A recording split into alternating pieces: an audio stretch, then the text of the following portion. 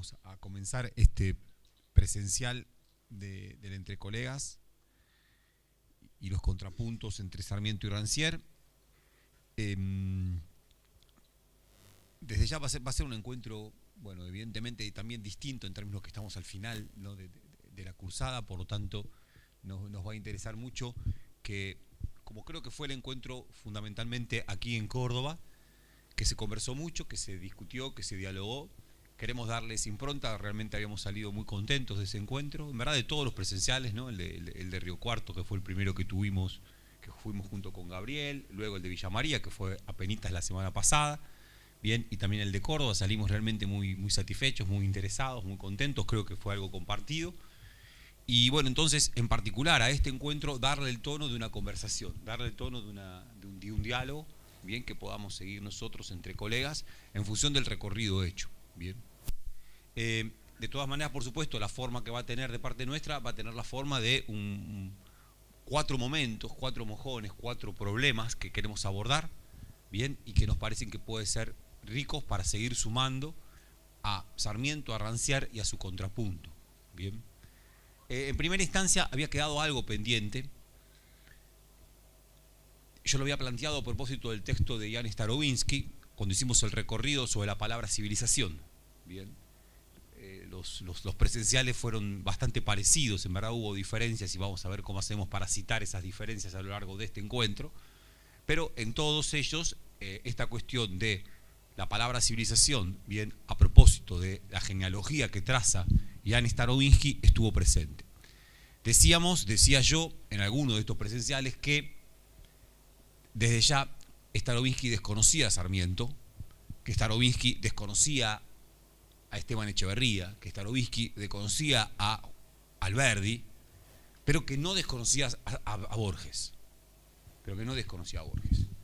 Bien, es un texto, incluso si tuvieron la posibilidad de verlo, anda por la web, el texto de Starobinski es un texto profundamente europeo, solamente se habla de Europa, y de Europa en relación con, en todo caso, los países no europeos, ¿no? Napoleón invadiendo Egipto y diciendo que la invasión de Egipto va a ser un avance para la civilización y para el comercio. Pero fuera de Europa casi que no aparece nada en ese texto. Es un texto tan eurocéntrico, bien, tan eurocéntrico, que gira alrededor de Europa, desde ya, a propósito, alrededor de esta palabra, que es la palabra civilización, que no hay noticias fuera de Europa. Eso se interrumpe solamente hacia el final del texto cuando aparece Borges, ¿no? Eso se interrumpe solamente al final del texto cuando aparece Borges. El final del texto, que acá hay algo interesante, el final del texto es con Borges. Cuando uno sigue ese escrito, y probablemente si lo hiciera un filósofo con otro temperamento, para hablar de la palabra civilización, me da toda la impresión que desembocaría en lo que solemos llamar Auschwitz, ¿no? Como el ejemplo más extremo, bien, del campo de concentración, como el devenir ese de la historia europea, que nació atada a la idea de civilización, tiene como uno de sus puntos, si no terminales, sino finales, bien, pero como uno de sus resultados más tremendos, Auschwitz, bien. No obstante, Jan Starobinski no hace eso. Apenas está Auschwitz, apenas está la pesadilla en que deviene el sueño de la razón sobre el mundo, ¿no? O esta idea que si no me equivoco, Theodor Adorno y Max Horkheimer citan al comienzo de la dialéctica del iluminismo, ¿no? Esta idea de el iluminismo lo que había hecho era buscar hacer que las luces de la razón, ¿no?, quitaran el miedo a los hombres. Sin embargo, esas luces, de tanto que iluminaron, cegaron a los hombres, y lo que terminaron iluminando es un erial, un campo yermo. Ese campo yermo es la nueva contemporaneidad. Bien. No hace ese procedimiento Jan Starobinski. Jan Starobinski no hace ese procedimiento y coloca a Borges como problema final. Entonces, el primer punto que nos va a interesar trabajar, lo dimos en llamar nosotros desplazamientos. Bien. ¿Por qué desplazamientos? Porque a Jan Starobinski, bien, le interesa Borges, en tanto que Borges produce un desplazamiento en la lectura de lo que es la civilización y lo que es la barbarie. Produce un desplazamiento bien, en la lectura de lo que es la civilización y la barbarie, que a Starobinsky lo deja absolutamente perplejo, incómodo. Casi que no sabe cómo verse con eso, qué decir con eso, ¿no? Toda la genealogía de él construida alrededor de la palabra civilización gira a propósito de la potencia que tiene esa palabra, de la capacidad para colocar en constelación otras palabras, ¿no? De condensar el sentido. Pero de repente Borges, con un cuento, el cuento es de Ficciones, 1949, ¿bien? Y es el cuento Historia del Guerrero y la Cautiva, ¿bien? Historia del Guerrero y la Cautiva. Ese cuento a Jan Starobinsky lo deja perplejo en términos que trastoca, disloca, corre el eje de la discusión, corre el eje del problema que para él resumía el asunto de la civilización y en parte de su contrapunto con la barbarie. Bien. Entonces, esta primera parte de desplazamiento, Gabriel va a llevar adelante algo de otro tipo, pero en relación con la palabra emancipación, ¿no? En relación con la palabra emancipación, palabra central en la filosofía de Rancière, bien, que sin embargo va a producir él, bien, y él produce Rancière, quise decir, y Gabriel lo que va a recoger es ese desplazamiento que Rancière produce en la historia de esa palabra. Bien. Entonces, para comenzar vamos a hacer algo bien básico, pero quiero que leamos el cuento. Bien, quiero que leamos el cuento, voy a leerlo. Me imagino, creo, y está bueno que sea así. Perdón, me equivoqué, no es en Ficciones, que es de 1944, es en el Aleph, que es de 1949, ¿no? El cuento es del Aleph, 1949. En la página 278 del libro La Poesía, Bari, 1942, Croce, abreviando un texto latino del historiador Pablo el Diácono, narra la suerte y cita el epitafio de Drochtulf. Estos me conmovieron singularmente, luego entendí por qué. Fue Drochtulf un guerrero lombardo que en el asedio de Ravenna abandonó a los suyos y murió defendiendo la ciudad que antes había atacado.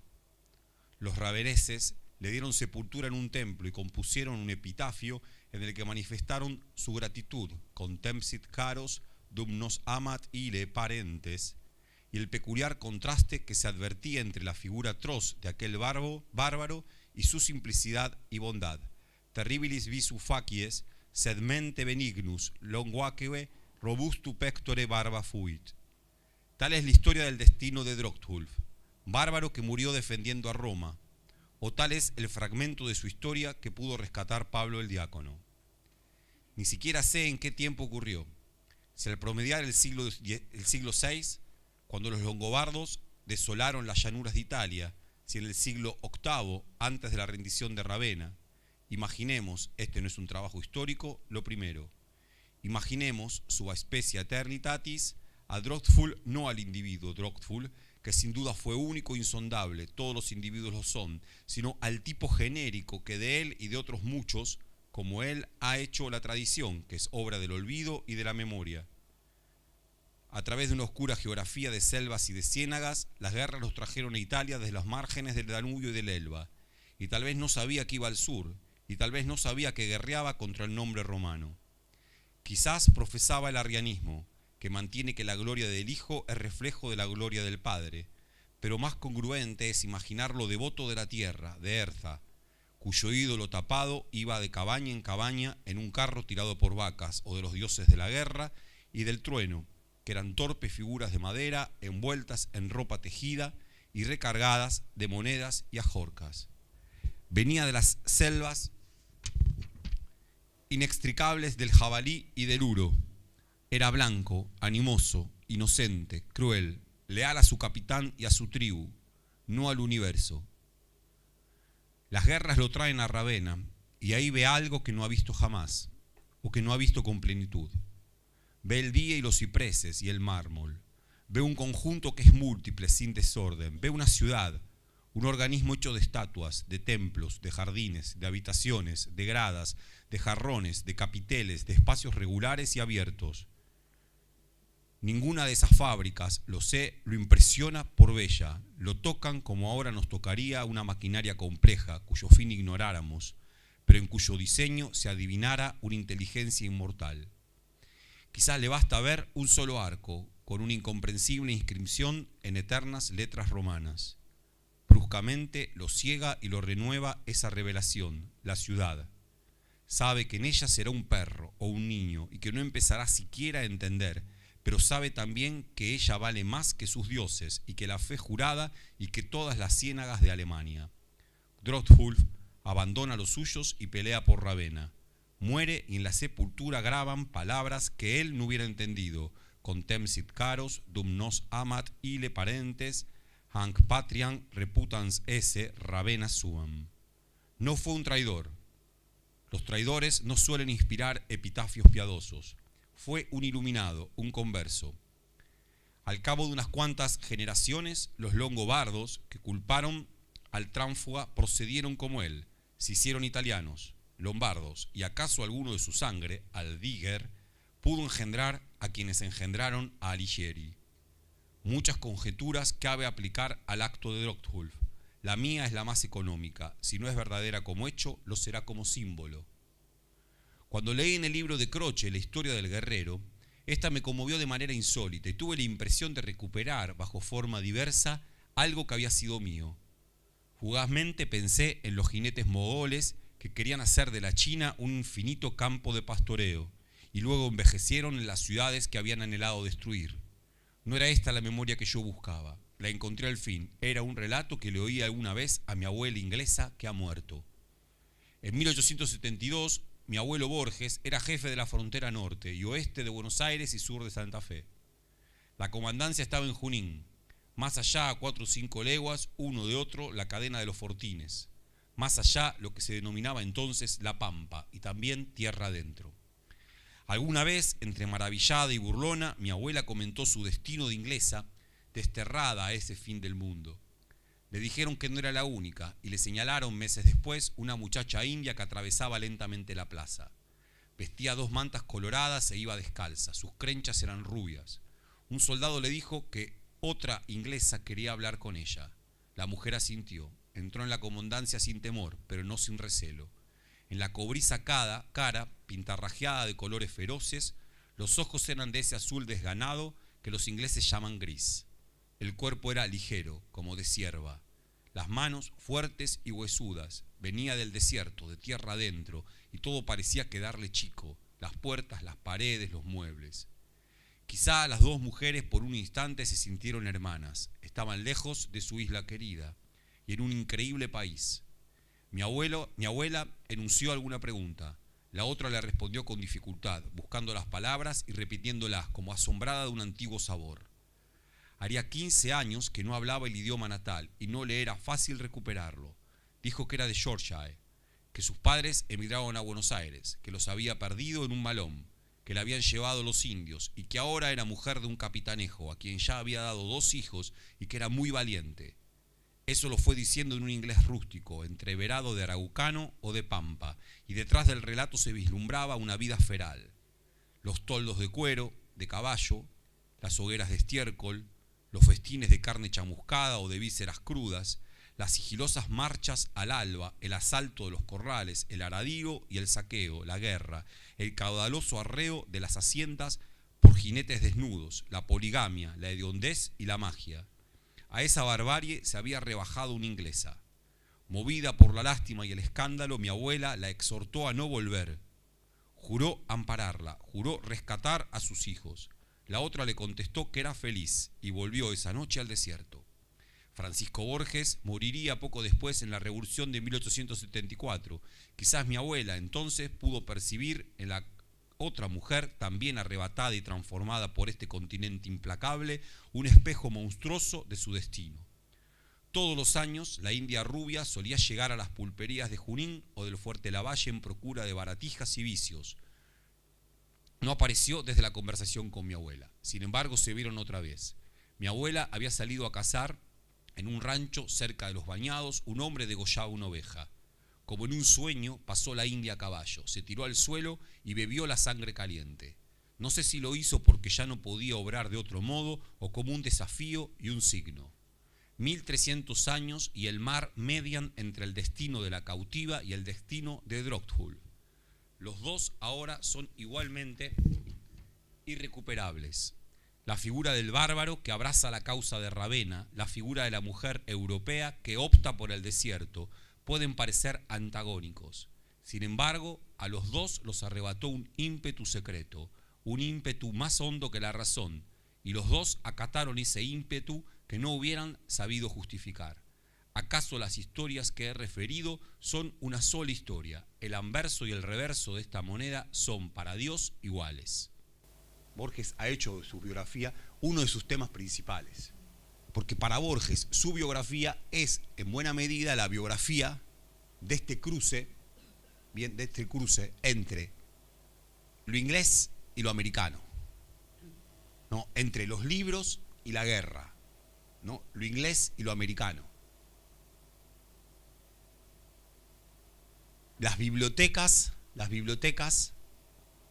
y los puñales y las armas. Su abuela inglesa es parte de su relato. Su abuela inglesa y su abuelo Francisco Borges, que muere en una batalla, ¿no? Y que muere en una batalla, en una carga de caballería que se da contra un nido de Remingtons, esa misma arma que después va a ser mortífera contra los indígenas, ¿no? Y que va a terminar con buena parte de nuestras poblaciones primeras. Bien. Podemos leer esto que hace Borges en relación con su propia obra, pero es inevitable no leer esto que hace Borges con su biografía en relación con Sarmiento. ¿No? En relación con Sarmiento. Borges tiene absoluta conciencia de este problema. A Borges, si hay una figura que le interesa a la cultura argentina, es Sarmiento. Y en particular un libro, El Facundo. Bien, un libro, El Facundo. No obstante, ¿no? Uno diría, esto que estoy diciendo no hace más que señalar la decisión de Borges de saberse inscripto en una tradición y de conversar con ella, de dialogar con ella, de pensarse en ella. Bien. Ahora, hace eso, pero a la vez la da vuelta. No, hace eso, se inscribe en esa tradición, pero a la vez lo que hace es dinamitarla. Dinamitarla, como pocos textos dinamita, ¿no? La lógica de esa tradición que tiene a Sarmiento como una de sus piedras fundantes, la de la civilización y la barbarie. Borges retoma eso, pero lo que hace a la vez es decir, sí, es así, pero nada que ver. Le pega un cachetazo al problema, y ese cachetazo que le pega al problema hace que el problema se lea de otra forma. Bien. Planteo esto. Y nos queda también el problema de Starobinsky y la inquietud que le produce este cuento a Starobinsky. Bien, la inquietud que le produce este cuento a Starobinsky. Borges dice que si hay algo que define, hay un escrito clásico de Borges, el escritor argentino y la tradición, si hay algo que define al escritor argentino a la tradición argentina, es la irreverencia. Dice, la cultura argentina, así como la cultura irlandesa, como la cultura judía, ocupa un lugar lateral respecto de las culturas centrales de Europa, de Occidente. Ese lugar lateral que ocupa puede ser pensado como un déficit, lo dice con muchísimas mejores palabras, creo que Borges nunca usó la palabra déficit. Puede ser pensado como un déficit, pero le llama a pensarlo de otra manera. Esa condición lateral de la cultura argentina, ¿bien?, lo que le permite es ser irreverente con la cultura central. Lo que hace Borges en este pequeñísimo cuento es algo de una fenomenal irreverencia. Es mezclar una historia de un guerrero longobardo con una inglesa cautiva. Es mezclar la cultura alta, Benedetto Croce, palabras en latín que no entiende Droxfull y tampoco nosotros entendemos. Y él sabe que nosotros no la entendemos, o que para entenderla tenemos que ir a buscarla. No creo que ni Google nos solucione qué quiere decir eso. ¿Bien? Borges sabe eso y nos lo enrostra, pero a la vez, ¿qué hace? Nos cuenta lo más lejano y lo más cercano. Lo más lejano y lo más cercano.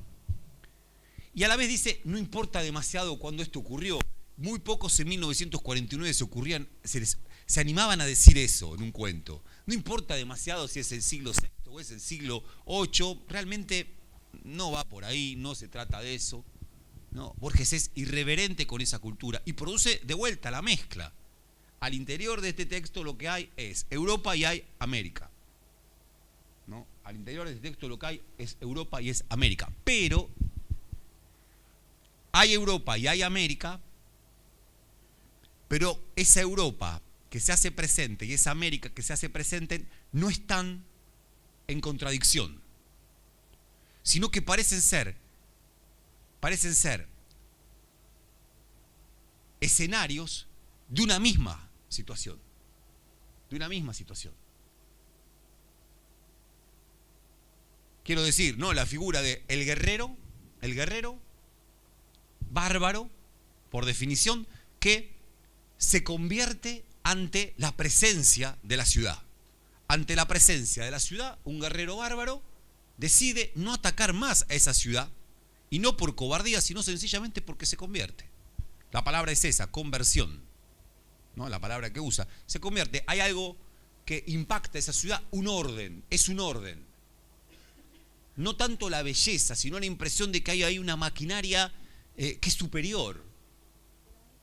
No, me parecía que en relación a esto que decías, hay una idea que se cruza en los dos de fascinación. Por un lado, Drogful frente a la ciudad se alucina, y por otro lado, la cautiva elige el desierto. Y dice, mi abuela se rebajó esa vida, hasta olvidado de la lengua materna, pero la ve a ella, a la cautiva, y la cautiva elige esa vida. Está un poco también esta idea de, quizás esto del exceso de vida, también dando vueltas ahí. Esta repulsión y esa fascinación al mismo tiempo, sí, que también en Borges es muy fuerte. Sí, por ahí también me resonaba, creo que vos lo nombraste, esta figura, digamos, de las dos caras de la misma moneda, ¿no?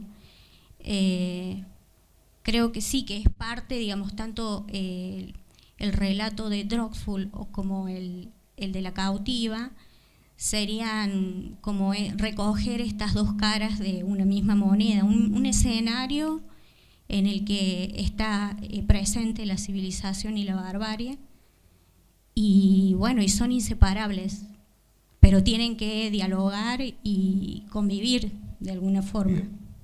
Solo me llamaba la atención de que él tiene nombre y ella no. O sea, hay como un desequilibrio, no está exactamente todo equilibrado, porque él sí tiene nombre y en cambio ella no. Entonces, da que pensar. La cautiva no tenía dónde ir tampoco.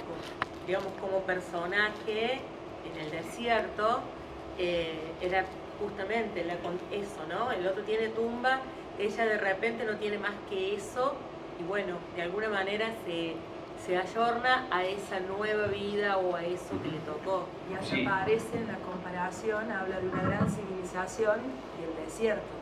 O sea, como que pareciera como que no sé si lo numean, pero como si en el desierto no hubiera nada. Claro. Yo me quedo con esto, cuál era un principio, por qué se nombra y por qué no se nombra, y quién nombra. Me parece que esto de la civilización también implica el poder de la palabra que tiene la civilización. En este guerrero, que no es guerrero, sino que es nombrado, y es nombrado desde la ciudad de Ravenna. En cambio, esta mujer que es cautiva y que para la ciudad no merece otro nombramiento que la cautiva. O sea, en esto de cómo también las palabras que emiten en este caso la civilización, los nombramientos y los lugares que dan esos nombramientos tienen este poder que se nota, digamos, que se puede leer en el texto. Sí, otra cosa, la comparación que hace entre civilización y barbarie es magistral, porque si nos ponemos a pensar, él ubica a la civilización y a la barbarie en un mismo lugar. ¿Por qué? Porque el guerrero es seducido por la civilización siendo bárbaro, y la cautiva, siendo civilizada, termina siendo seducida por la barbarie. Entonces, hasta en ese punto, al final, en el último párrafo, él reúne todo y los ubica en el mismo lugar, tanto a la cautiva como al guerrero, tanto a la civilización como a la barbarie. El lugar de anunciación de Borges no puede ser otro, digamos, porque lo hace desde la noción de sentirse y saberse civilizado, ¿no? Es decir, es un maestro de la civilización. Y estaba pensando, por ejemplo, pensaba en Héctor Tizón, por ejemplo, escribiendo desde Jujuy, o en Luz de las Crueles Provincias. Digo, otro lugar de enunciación, digo, posiblemente otro literato parado en otro lugar, con otra biografía y con otra geografía, esa inversión la hubiera planteado desde otro lugar, ¿no? Digo, automáticamente se me disparó a mí en este cuento Luz de las Crueles Provincias, porque Claro. me parece que Tizón ahí también juega con ese movimiento de civilización y barbarie, pero desde otro lugar, ¿no? Perfecto. No conozco ese. ¿Es una novela o es un cuento de Tizón? Una novela, no la conozco, pero. No, Las Crueles Provincias, además, es un verso de un poema de Borges. ¿No? Es un verso de un poema de Borges. Me parece que está bárbaro. Y simplemente para traer, y vuelvo con la inquietud de Starobinsky, ¿no? También, casi como que me gustaría mandarle no sabemos nada de si tiene mail, Rancière, pero mandarle un mail a Rancière para ver qué le parece esto, ¿no? Y tengo la impresión de que no le interesaría mucho, me parece. Me parece que no. Porque claro, acá el movimiento es un movimiento... digo un par de cosas, que también esto es sarmientino, ¿no? Mire lo que hace. Primero, probablemente esto es una mentira de Borges, ¿eh? O sea, primero, lo más probable es que Benedetto Croce jamás haya escrito esto. ¿No? Benedetto Croce, Bari, 1942, escribió que ¿quién va a ir a buscar eso? ¿Quién encontrará ese libro de Benedetto Croce que además no dice cuál es? Lo más probable es que no sepamos que haya existido. ¿Cómo hacía Sarmiento? Lo más probable es que no sepamos. ¿Quién dijo Ne tu point les idées? ¿No? Y no sabemos que existió Drodful. Aparte en un momento dice, esto no es historia, ¿eh? Y no importa el hombre Drodful, importa el tipo genérico. Ya nos está diciendo, pasemos. Y por otro lado lo que hace la Biblioteca Europea, la autoridad europea, nos hace creer que existe, que tiene una sepultura con, ¿no?, un epitafio en latín, obviamente. Y por otro lado el movimiento es también sarmientino, oral. Sarmiento en sus libros los compone con la biblioteca y con el oído, lo que le cuentan, lo que escucha sobre ese gaucho malo que era Facundo, que en la travesía entre San Juan y San Luis fue perseguido por un puma, etcétera, etcétera. Lo que le cuentan. No hay ninguna fuente, no hay ningún libro ahí. Borges vuelve a ese procedimiento y es lo que le cuenta a la abuela. Mi abuela me contó que, como mi abuela me contó que, claro, no hay nombres, es todo más indeciso, lo otro, o por lo menos quizás los nombres se los olvida el propio Borges. Bien. Digo, hasta ese punto es sarmientino, pero para después producir esta torsión tan fundamental que produce y que señalaba la colega recién, ¿no? Una historia y otra parecen ser opuestas, sin embargo son la misma historia. Ante los ojos de Dios, esa es la idea, ¿no? Ante los ojos de Dios, estas dos historias son anverso y reverso de una misma medalla o de una misma moneda. No hay duda. ¿Por qué? Porque lo que las une, ahí estaría el tema, ¿no? Borges en este cuento tan extraño, la impresión es que civilización y barbarie ya no son contenidos seguros. Lo único que importa es el impulso, la fascinación, la conversión. Aquello que hace que un hombre, aquello que hace una mujer, se conviertan en otra cosa que lo que eran. Digo, si en Sarmiento, de vuelta, todo es contenido, civilización, barbarie, cada tanto se quiebra, lo sabemos, y a la vez, si en Sarmiento todo es, o todo intenta ser determinación por el medio, ¿cómo es esto de un salvaje? ¿Cómo es esto de un salvaje que pueda devenir civilizado si el medio lo condiciona? Bueno, acá raramente algo así también pasa. De vuelta, ¿no? Porque finalmente la ciudad, el influjo del medio sobre la inglesa la produce finalmente India. El influjo de la ciudad sobre el guerrero bárbaro lo produce bárbaro. Lo produce, civilizado, ¿no? Ravenese. Sí, se dice así. Entonces, digo, lo importante ya no es el contenido, sino que es el impulso, es la conversión, es la transformación. Me parece que en este sentido, este cuento, por eso creo yo, lo inquieta tanto a Starobinsky. Starobinsky, como europeo que escribe en la década de 1990, sobre la palabra civilización, sigue creyendo en esa palabra. Y sigue creciendo en su contenido. Acá ya no hay un problema de estadio evolutivo, ¿no? De gradación evolutiva que lleva de un punto al otro, del salvajismo a la civilización. Sino que lo que hay es igualdad de condiciones entre civilización y barbarie. Bien, igualdad de condiciones y sobre todo esa conversión siempre inentendible, secreta, oculta, y además, por supuesto, ante los ojos de Dios. Yo digo esto,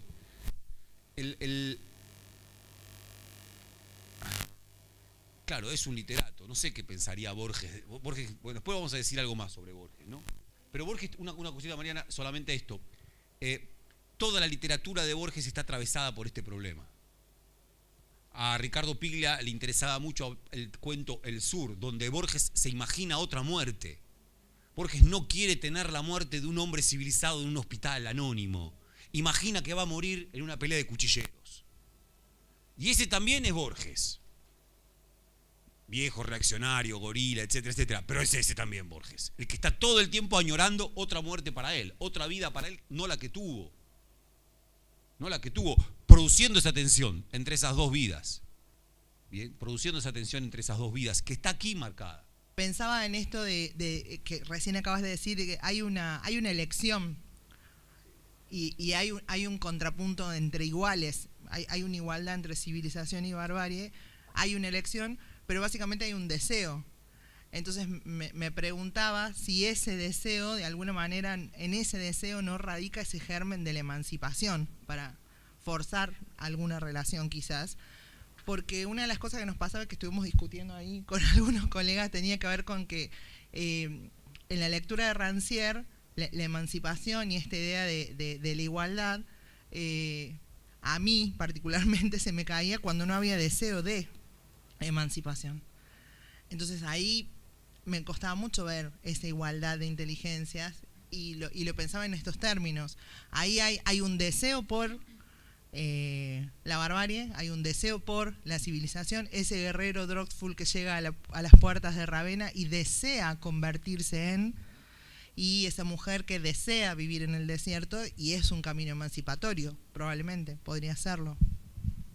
Pensaba en lo que decía Javier, si le mandamos un mail a Rancière. Tiene casilla de mail. Le podemos mandar un mail y quizás en unos meses nos contesta. Él tiene una lectura sobre Borges en un libro que se llama Políticas de la Literatura, Borges y el mal francés. No lo trajimos aquí para comentarlo justamente en este diálogo con la historia del guerrero y de la cautiva, porque no trabaja este problema, esta cuestión. Y de hecho no es un artículo del todo interesante. Porque el problema que le inquieta a Rancière en ese texto es el tratamiento o la lectura que Borges hace de la ficción. O sea, cómo pensar el problema de la ficción. Es un problema vinculado a las políticas de la literatura. Es decir, cuando decimos el problema de la ficción, pensamos el problema de la ficción en función de, por ejemplo, lo que llamamos lo real. Entonces, ¿cómo opera la ficción en la construcción de lo real? Entonces es un texto más bien, si se quiere, de discusión dentro de la teoría literaria o con la teoría literaria, etc. Ahora, en términos de cómo lo venimos pensando, yo no estoy tan seguro de si aquí aparece el problema del deseo, porque es muy fuerte la idea de conversión.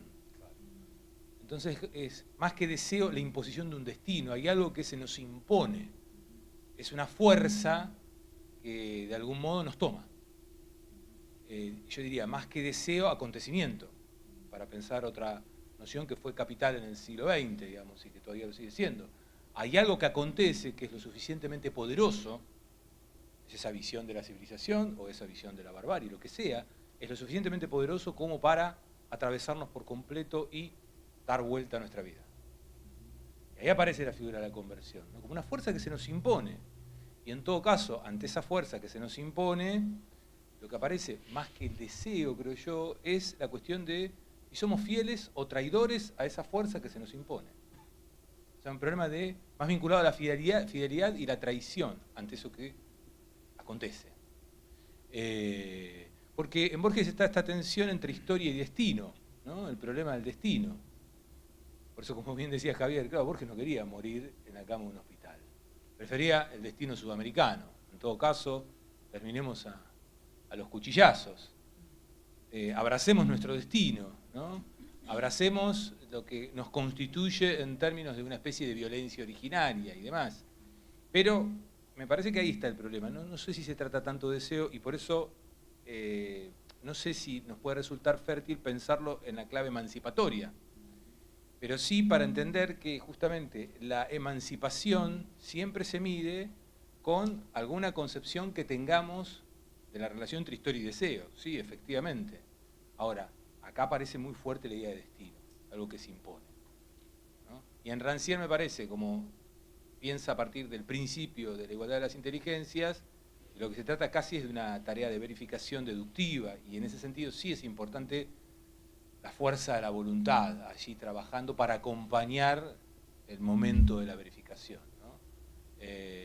O el deseo como lo describías vos. Pero aquí no sé qué opinas vos, Javier, pero no creo que sea esa la fuerza, ¿no? En el tema de la conversión me parece que actúa el arrepentimiento, una especie de arrepentirse de lo que éramos antes. Y me parece que también opera el tema de la redención, es decir, de qué manera yo me redimo de esto que era antes, ¿no es cierto?, en una nueva posibilidad que se me impone y que no necesariamente comulgo completamente con ella, pero que sí me ayuda a alejarme de aquello de lo que era. Así como me parece interesantísimo pensar el tema del deseo y la emancipación, bien, me parece, y Mariana lo advertía, estábamos forzando, claro, en Borges el tema de deseo no tiene lugar, ¿no? Hay algo que es exterior a uno y a otro, es exterior y es violento sobre ellos. Es la violencia de Ravenna sobre el bárbaro y la violencia, bien, del malón sobre esta niña inglesa, ¿no? Es esa violencia que se externa, no es el mismo deseo. Ahora, también es interesante es que luego de esa captura, esa captura, bien, después también tiene algo de elección, ¿no? La abuela de Borges le propone, volvamos, venite, voy a rescatar a tus hijos, vení conmigo, y el tipo dice, ni a palo, yo soy feliz acá, ¿no? Tal como si una vez producida la captura, quizás uno sí podría pensar, ahí sí hay algo ya ligado a la libertad, bien, a la libertad. Ahora, una libertad que no nace de la nada, sino que nace de una imposición, nace de un poder, ¿no? Es algo, un segundito, ¿no? Esto es, me parece que en Borges, por eso está buenísimo lo que dice Gabriel, a propósito, de acá está la idea del acontecimiento, ¿no? Del acontecimiento, algo que va más allá de la elección, no hay elección. No, Borges tan liberal él, pero siempre fascinado por cuestiones ligadas al destino, ligadas al poder, ligadas a la conversión, ligadas a lo religioso, ¿no? Digo, estoy mencionando un conjunto de palabras que para aquel que quiere decir Borges tan solo un liberal, se llevan de punta con el liberalismo todas estas palabras. Y en las ficciones de Borges están mucho más hechas de todo esto que de un liberalismo ramplón, que de un liberalismo básico.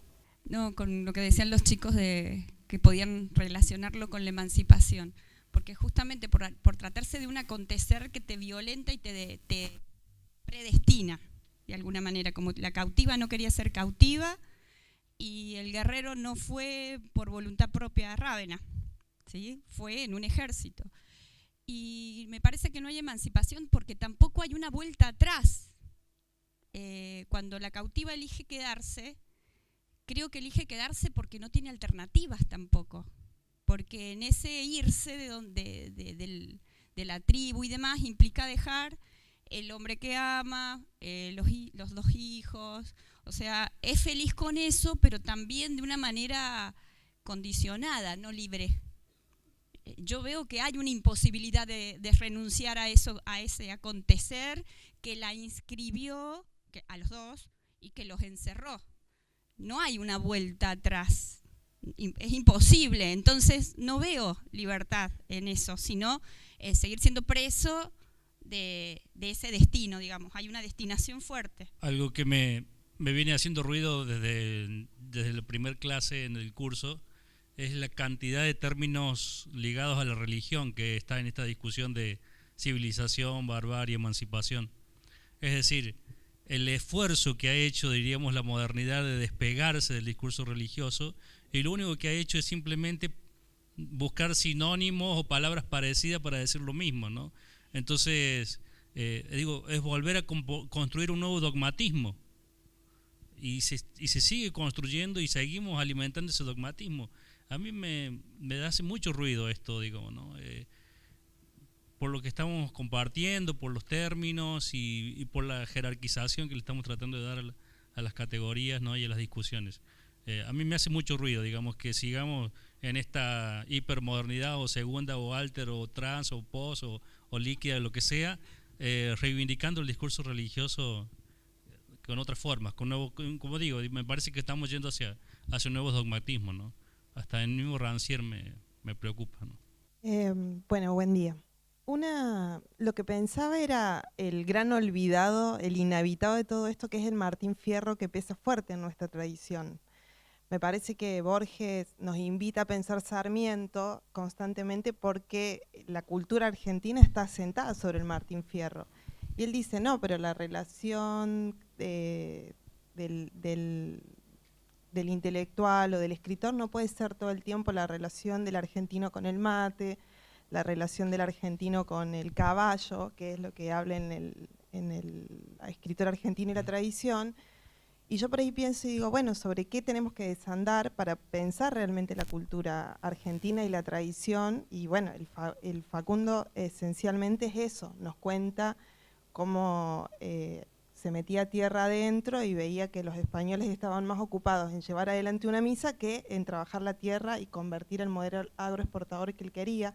Por eso yo traigo a colisión esto, me parece interesante que nos pensemos cuál es la tradición que estamos hoy llevando a las aulas. Bien. Y si realmente tiene que ver con la verdad histórica, que es que se terminaron vendiendo las tierras a los ingleses, que eso también es real, y pensar un poco eso. Bien, yo para avanzar, y estaban todas las intervenciones bárbaras y nos meten en una serie de problemas, a seguir pensando y a ver,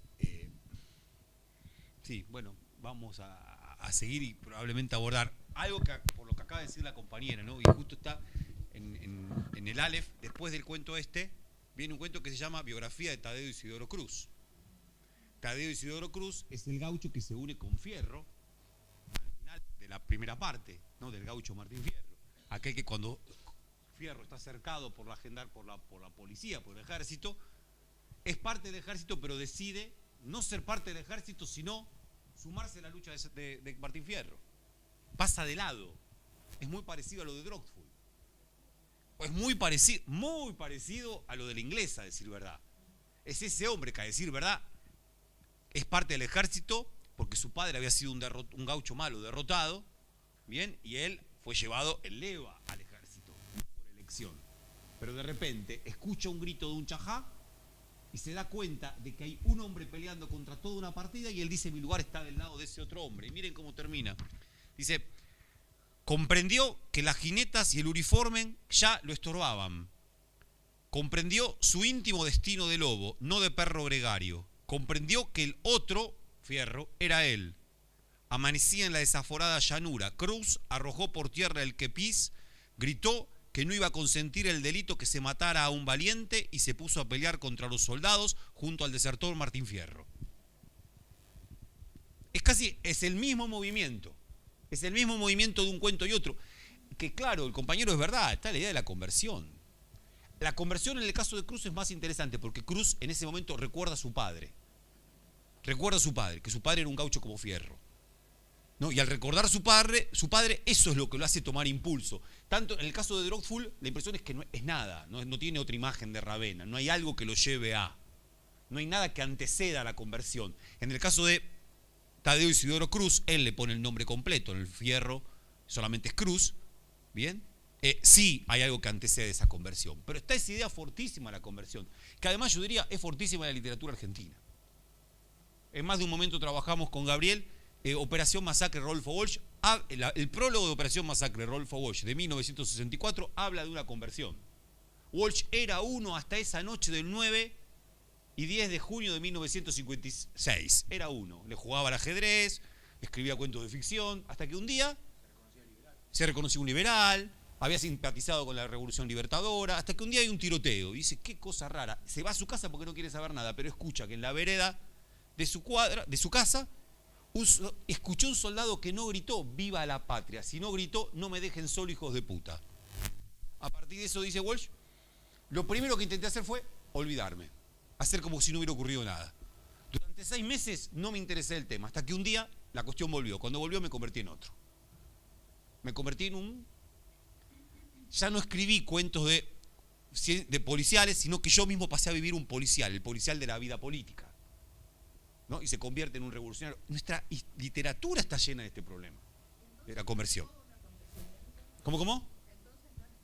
Sí, ahí yo diría algo, y ya con esto voy a este punto, para ahora sí con Rancière, alguito nomás.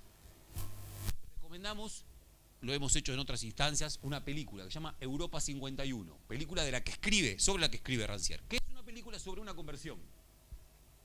Y ahí sería interesante pensarlo a propósito de la idea de la conversión a Rancière, sí.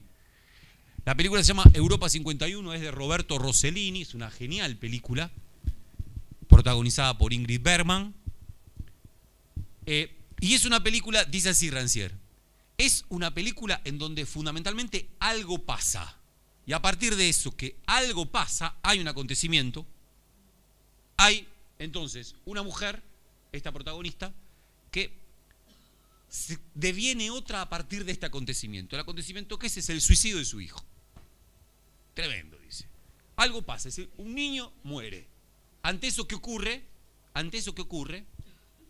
es interesante, ¿no? Porque un niño muere, para la mujer eso que acaba de ocurrir no puede sino obligarla a transformarse en otra. Para el esposo, no, fue un accidente. O sea, al acontecimiento el esposo le pone el nombre de accidente. ¿Bien? Para la mujer es algo que la obliga a convertirse. ¿En qué se convierte? En todo. Comunista, tiene un primo comunista, se hace comunista, pero de repente, claro, los comunistas le empiezan a bajar riña y a ella no le interesa tanta la línea de lo comunista. Lo que le interesa es vivir como una mujer pobre. Va a reemplazar a un obrero en una fábrica y trabaja dentro de la fábrica. Se codea con prostitutas, es parte de ese mundo. Se convierte finalmente en una santa. ¿La van a ver? Sí. Ya la contó toda. Ahora, el tema es... Pero está bien. Para Rancière esto es... No me digan que usted... Claro. A mí no hay nada más que me encante leer sobre películas que no vi. Entonces, como... Que aparte, bueno, irreemplazable la película de Rossellini, es genial. Ahora, voy al problema. A Rancière acá sí le interesa la conversión. Porque abre un devenir, la conversión, que es un devenir inclasificable. No es ni enteramente comunista, ni enteramente obrera, ni enteramente prostituta, es otra cosa, ni enteramente santa. Hago un pequeño detalle, algo genial que leí el otro día de Ángel Fareta, un crítico de cine argentino. Es Europa 51, ¿no? Un hombre, un año, la película es del año 54, si no me equivoco. Según un crítico argentino, también está inspirada en Eva Perón. Sí, es Eva. Para él es Eva Perón. Es esa mujer y la conversión de esa mujer. Impresionante, rarísimo lo que dice, y lo dice con un crítico de cine importante, ¿no? Ángel Fareta, que es un muy buen crítico de cine. Rossellini no solo es uno de los fundamentales animadores e inventores del neorrealismo italiano, sino al mismo tiempo tiene una posición religiosa, hablando del problema de la relación entre los conceptos que se secularizan y nuestra cotidianeidad, nuestra contemporaneidad. Claro que el discurso religioso está en cada una de las cosas que nosotros emprendemos, porque el problema que nos plantea la religión es justamente un problema que en tanto modernos o tardomodernos no podemos más que enfrentar en algún momento, que es el problema de la separación. O sea, lo que plantea el discurso religioso es el problema de la separación. O sea, es cómo distinguir entre las cosas del mundo, cómo distinguir entre el creador y sus criaturas. Entonces el problema de la separación, o la separación de mundos, que haya una esfera sagrada y una esfera que no lo es, una esfera mundana. Entonces el problema de la separación es un problema que hereda la modernidad y que no puede escapar a esa herencia. Entonces los conceptos, toda vez que son o están secularizados, no se deshacen de esa herencia, siguen trabajando con ella. Por eso el problema de la conversión. El problema de la conversión es un problema que efectivamente está inscripto en la larga tradición religiosa. Pero lo que intenta hacer de alguna manera Borges es, además de colocarlo allí, tratar de construir una resonancia contemporánea del problema de la conversión, y por eso aparece como vinculado al acontecimiento. Pero bueno, efectivamente, el modelo del acontecimiento también lo tenemos en San Pablo. ¿No? San Pablo. Así que, bueno, es un problema que da para otro seminario entre colegas, del cual vamos a decir algo respecto en el tercer momento del encuentro de hoy, a propósito del análisis de la forma que ha tomado el seminario y cómo lo hemos pensado, ¿no? Bueno, Javier decía, hacemos un desplazamiento con el problema de la civilización y trabajamos a Borges como cuestión, como problema y como desplazamiento para pensar el problema de la civilización. Al mismo tiempo, cuando abordamos la cuestión de la emancipación en Rancière, también hay que hacer un conjunto de desplazamientos.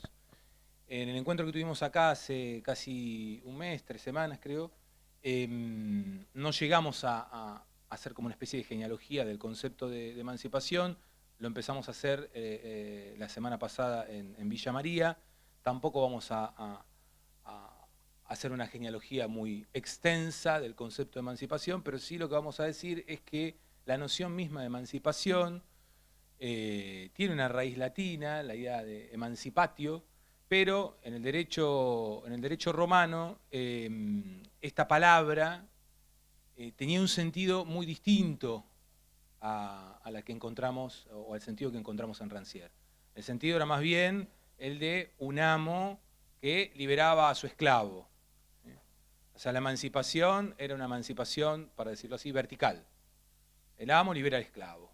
Entonces la palabra emancipatio tiene en su origen este sentido, es un sentido vertical. Cuando la encontramos en Rancière se trata de otra cosa, se trata de el trabajo horizontal, el trabajo de los iguales.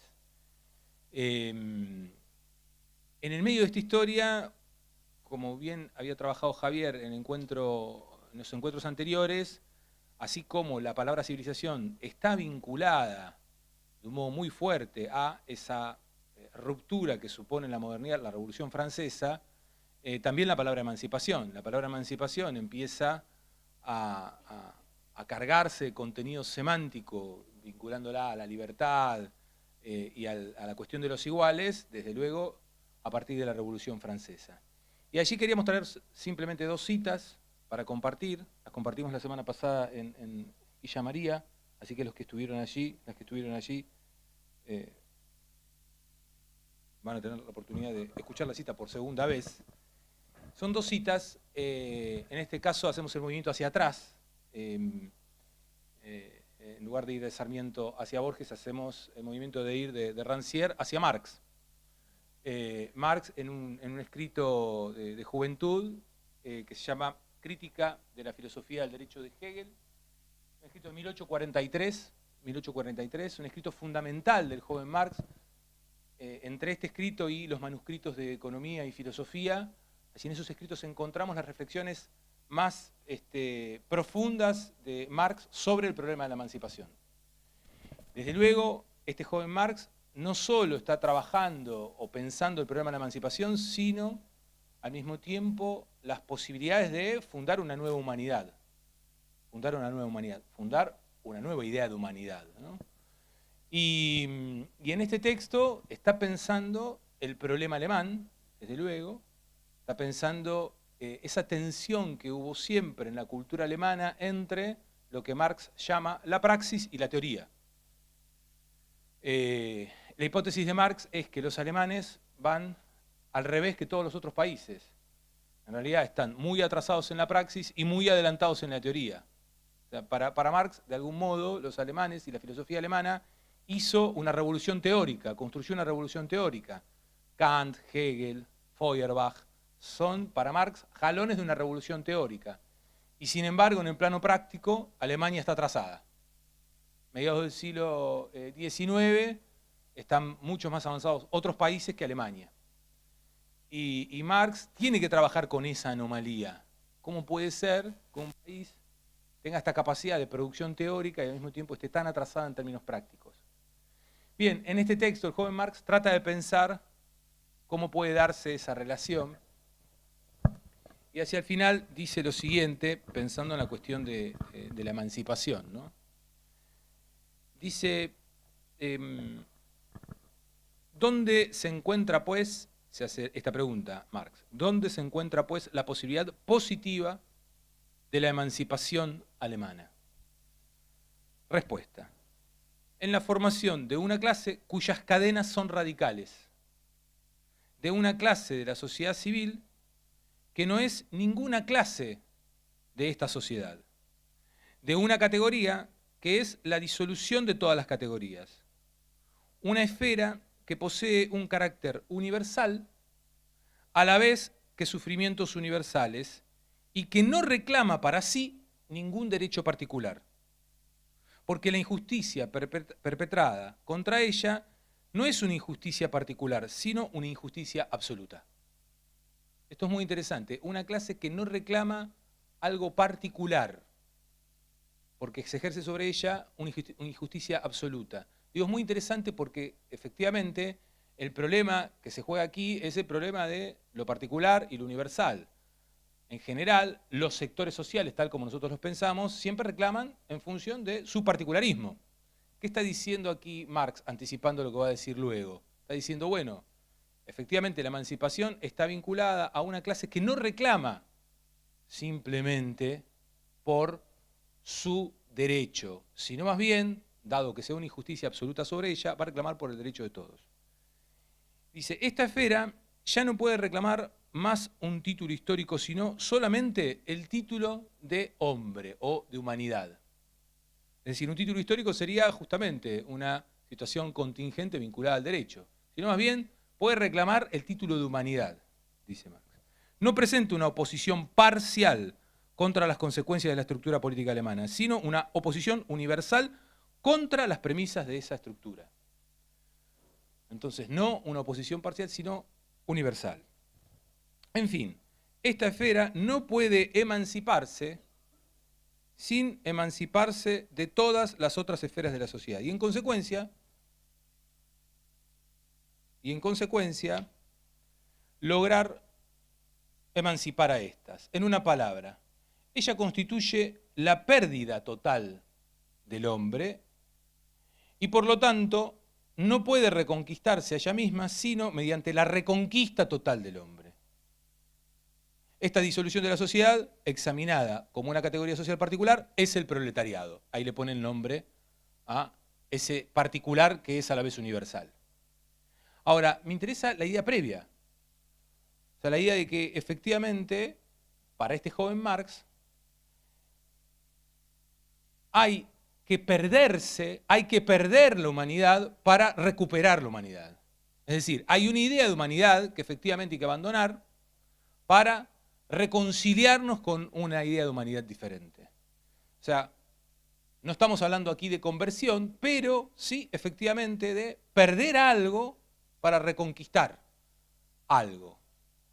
Es una idea muy potente, muy interesante y que efectivamente piensa la emancipación ya no como una emancipación parcial, sino como una emancipación total. Dice Marx, ¿es posible la emancipación total? La respuesta que da aquí, sí, es posible la emancipación total.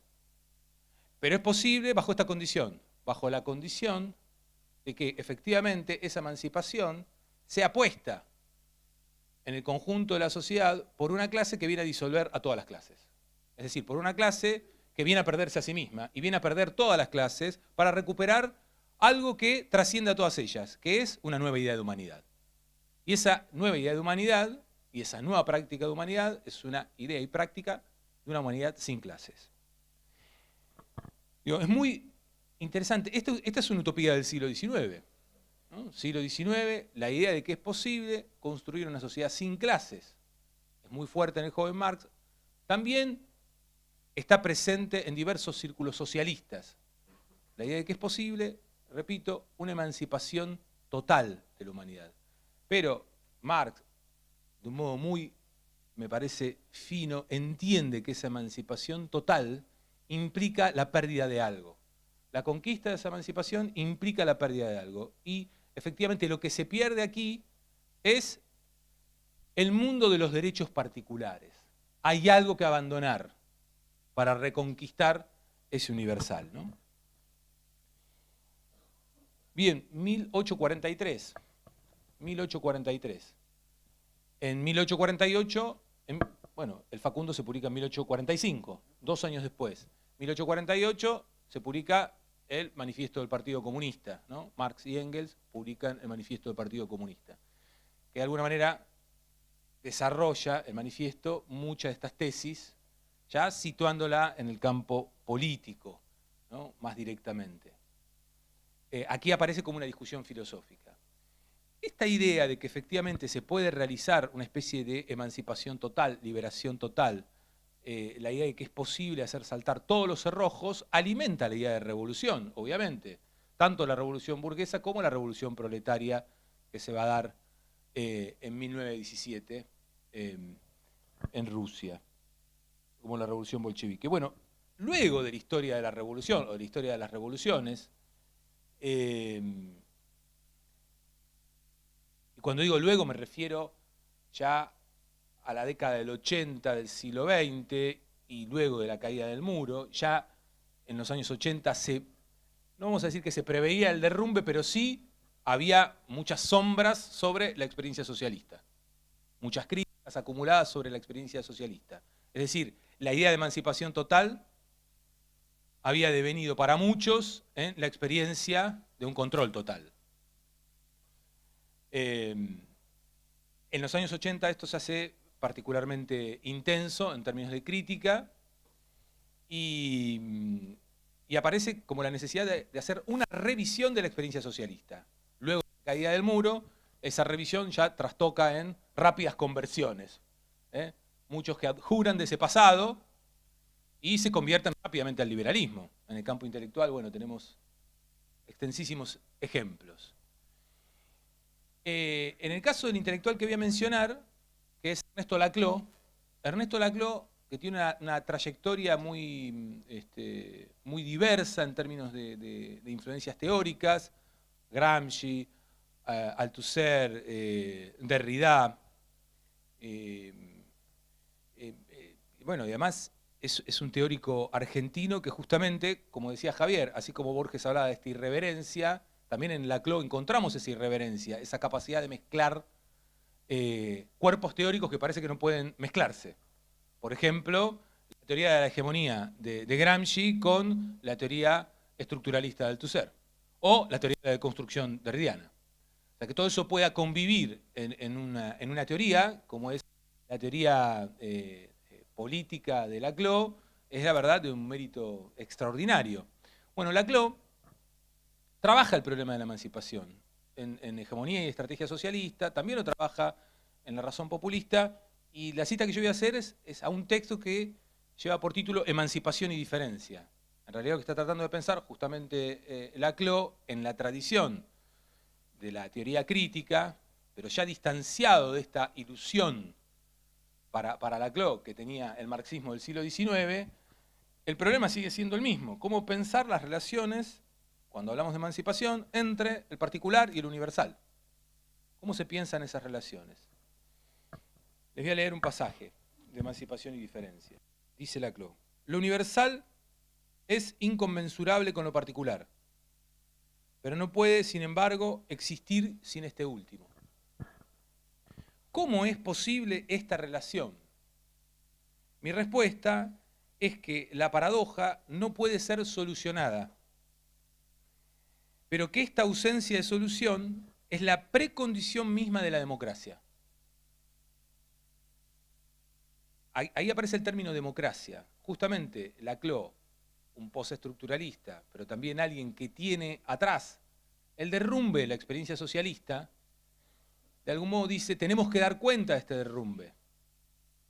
Y ahí aparece, en ese dar cuenta del derrumbe, la idea de pensar si la democracia puede ser elaborada reflexivamente, ya no como un sistema representativo simplemente, sino como una experiencia radical y vital. Y dice, la solución de la paradoja implicaría de la paradoja que se da entre el particular y el universal, que se ha encontrado un cuerpo que es el verdadero cuerpo del universal. Claro, dice, bueno, la paradoja entre el particular y el universal es justamente, ¿se puede encontrar un cuerpo, como pensaba Marx, cuando decía proletariado, que pueda ocupar el lugar del universal? Laclau renuncia a esa posibilidad. Él cree que no hay ningún cuerpo que pueda planificar el universal, que pueda ocupar ese lugar. Dice, pero en tal caso, lo universal habría encontrado su localización necesaria y la democracia sería imposible. Si efectivamente se planifica en un cuerpo el universal, lo que cesa, dice Laclau, es la democracia. La democracia como instancia de litigio, como instancia de desacuerdo, como instancia de antagonismo. Por eso Laclau es conocido como el filósofo del antagonismo, ¿no? Como el filósofo que intenta dar cuenta en las democracias contemporáneas de cómo se articulan las demandas heterogéneas. Y dice, sigue Laclau, dice, si la democracia es posible, es porque lo universal no tiene ni un cuerpo ni un contenido necesarios. Ni un cuerpo ni un contenido necesarios. Por el contrario, diversos grupos, utiliza la palabra grupos, no utiliza la palabra clases, ¿no? Diversos grupos compiten entre sí para dar a sus particularismos de modo temporario una función de representación universal. Es decir, alguien ocupa el lugar del universal, pero ocupa ese lugar de modo temporario. Eso sería la democracia, ¿no? Que lo ocupe de modo temporario, no de modo permanente. Y hay un litigio siempre abierto por ver quién ocupa ese lugar. Claro, bueno, efectivamente, el problemita es quién ocupa ese lugar. Exactamente, el universal. Entonces hay una competencia entre grupos para ocupar ese lugar. Claro, la operación para ocupar ese lugar tiene un nombre, hegemonía. O sea, por eso puede pensar una relación, para decirlo así, con la lógica estructural entre el particular y el universal y al mismo tiempo la teoría de la hegemonía. Entonces, efectivamente, hay una operación que se realiza para ocupar ese lugar. Pero, efectivamente, toda operación de hegemonía es temporaria. Digamos, así como alguien se impone en un determinado momento, puede dejar de imponerse en otro. Y dice, la sociedad genera todo un vocabulario, aquí aparece una categoría de Laclau, de significantes vacíos, cuyos significados temporarios son el resultado de una competencia política. Es este fracaso final de la sociedad en constituirse como sociedad, claro, llama fracaso justamente a eso que imaginaba Marx como posible. Es decir, Marx imaginaba que la sociedad podía finalmente constituirse como sociedad. La constitución de la sociedad como sociedad es la sociedad sin clases. La sociedad sin clases hace innecesario el Estado, hace innecesaria la representación, en un punto. No la administración de la sociedad por sí misma, pero sí esta otra instancia de representación. Lo que dice Laclau es, ese fracaso es lo que termina habilitando esta relación, ¿no? Dice, es este fracaso final de la sociedad en constituirse como sociedad lo que hace infranqueable la distancia entre lo universal y lo particular. Y como resultado, pone a los agentes sociales concretos en cargo de esta tarea irrealizable, que es la que hace posible la interacción democrática. Es decir, hay una interacción democrática entre agentes sociales y hay una competencia política por ocupar ese lugar, pero nadie lo puede ocupar plenamente. Lo ocupa temporariamente. El fracaso de la sociedad por constituirse en sociedad hace necesario este movimiento. Ahora bien, a partir de esta idea de Laclau, uno puede entender que eso que llamamos emancipación no puede ser nunca una emancipación plena, eso que llamamos emancipación nunca puede ser una emancipación total, eso que llamamos emancipación no puede ser nunca la planificación de un universal, sino más bien, eso que llamamos emancipación es un momento temporario en el cual determinadas demandas de justicia tienen lugar. Son acogidas por el sistema de representación. Entonces las sociedades van ganando en libertades en tanto y en cuanto en esa competencia esas libertades logran inscribirse universalmente. Ahora bien, en tanto esa inscripción es temporaria, esas libertades también pueden perderse.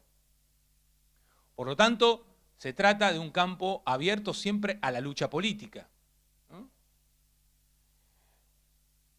Resumo.